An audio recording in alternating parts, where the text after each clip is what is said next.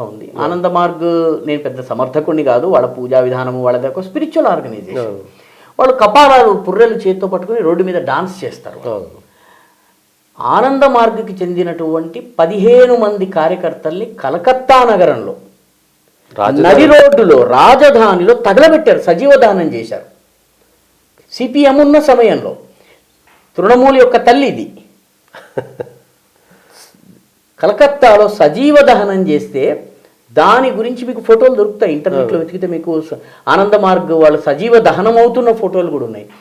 పత్రికల్లో కూడా మాట రాకుండా చేశారు. కమ్యూనిస్టు నాయకులకి, పత్రికల్లో ఉన్నటువంటి వాళ్ళ మద్దతుదారులకి, దేశవ్యాప్తంగా కమ్యూనిస్టులు అంటే భయపడేటటువంటి మీడియా యాజమాన్యాలకి ఇవన్నీ కలిసి దీన్ని దాచేసారు. అంటే వెస్ట్ బెంగాల్ యొక్క హింస ఈరోజు మీకు సందేశ్ ఖాళీలో అక్కడ బీజేపీ వచ్చింది, నిలబడింది కాబట్టి మహిళలు బయటకు వచ్చారు, సాధారణ పౌరులు బయటకు వస్తున్నారు, ఫైట్ చేస్తున్నారు. ఈడీ ఊళ్ళోకి రాగలిగింది కాబట్టి ఈడీకి దెబ్బలు తగిలిండవచ్చును, కానీ దానివల్ల ఊళ్ళో ప్రజల్లో ఒక చైతన్యం వచ్చింది, మాట్లాడుతున్నారు, టీవీలు వస్తున్నాయి ఆ ఊరికి. ఈరోజు సోషల్ మీడియా ఆ వీడియోలు తీసి ప్రచారం చేస్తోంది, ప్రపంచానికి తెలియజేస్తుంది. భయానకంగా ఉంది ఆ పరిస్థితి. కాబట్టి సందేశ్ ఖాళీ is symptom, it is not the disease. అది ఒక వ్యాధి లక్షణమే. సందేశ్ ఖాళీ అంటే అనేక గ్రామాలు ఉన్నాయండి. మీకు చాలా గ్రామాల్లో, ముఖ్యంగా దినాజ్పూర్, ఛత్తీస్ పరగణ, మాల్దా, ఈ 3 జిల్లాల్లో ఆగస్టు 18 వరకు 1947 ఆగస్టు 18 వరకు పాకిస్తాన్ జెండాలు ఎగిరినాయి.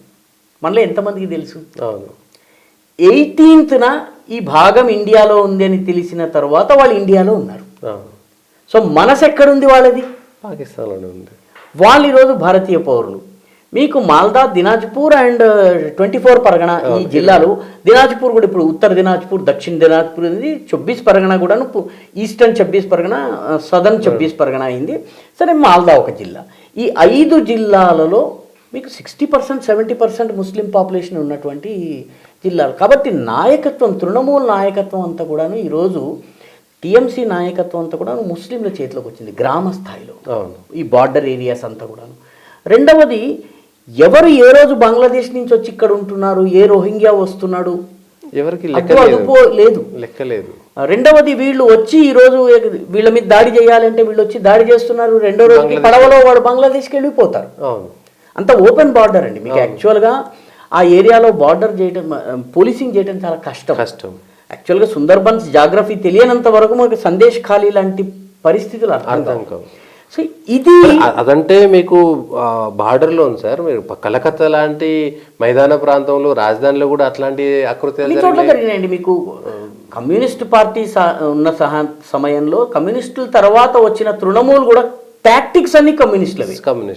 హింస, దౌర్జన్యము, చిన్న చిన్న పనులు కావాలన్నా పార్టీ యొక్క వార్డు మెంబర్ దగ్గరికి వెళ్ళాలి, వాడు అడిగింది చెల్లించాలి.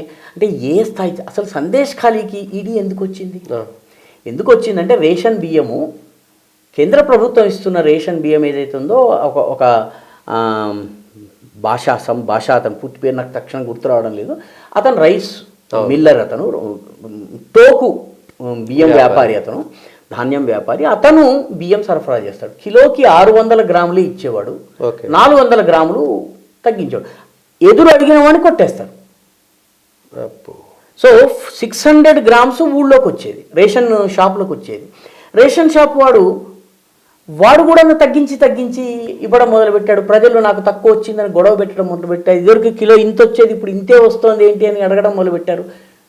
రేషన్ కార్డు హోల్డర్స్ని రేషన్ షాపు యజమాని కొట్టించేవాడు. ఈ 400 గ్రాములు పర్ కిలో ఏదైతే మిగిలిందో ఇదంతా కూడాను వాళ్ళు బ్లాక్ మార్కెట్లో అమ్మేసుకునేవాళ్ళు. అమ్ముకున్న తర్వాత 80-20 రేషియోలో పంచుకునేవాళ్ళు. ఎలాగా? 20% మంత్రి గారికి వెళ్తుంది, సివిల్ సప్లైస్ మినిస్టర్ డైరెక్ట్గా మంత్రికి. అతని పేరు తక్షణం గుర్తు రావడం లేదు, తృణమూల్ కాంగ్రెస్. మిగతా 80% రేషన్ షాప్ డీలర్ దగ్గర నుంచి రైస్ మిల్లు ఓనర్ దాకా, ఆఫీసర్స్ దాకా వాళ్ళ మధ్యలో షేర్ అవుతున్నది. షేక్ జహంగీర్ ఎవరైతే ఉన్నారో అతను ఈ వ్యాపారంలో సుందర్బన్స్ ఏరియా మొత్తానికి ఇన్ఛార్జ్.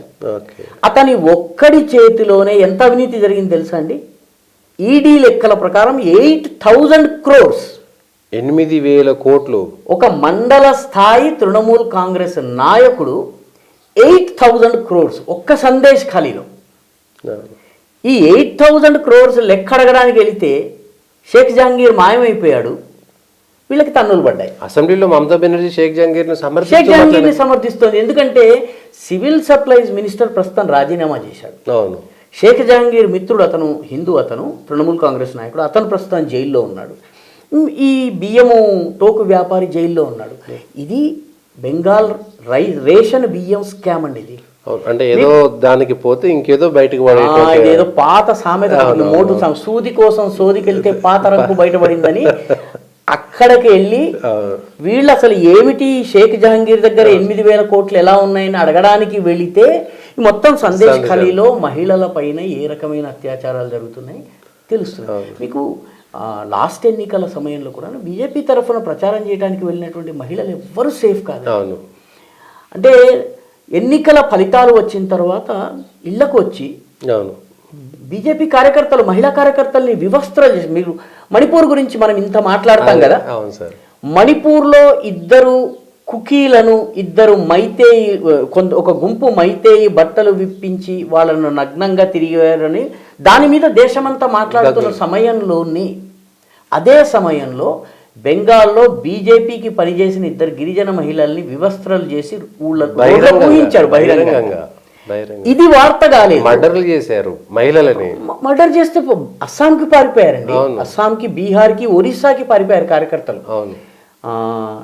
స్వయంగా నాకు తెలిసినటువంటి ఒక అమ్మాయి ఉంది. ఆ అమ్మాయి కనీసం 24 కార్యకర్తల్ని అస్సాంకి దాటించింది. రాత్రికి రాత్రి సిఆర్పిఎఫ్ వాళ్ళ వాహనాల్లో, వాళ్ళ గడ్డి గాదం వేసుకునే వాహనాల్లో కూర్చోబెట్టి తీసుకెళ్ళి అస్సాంకి తీసుకెళ్ళింది.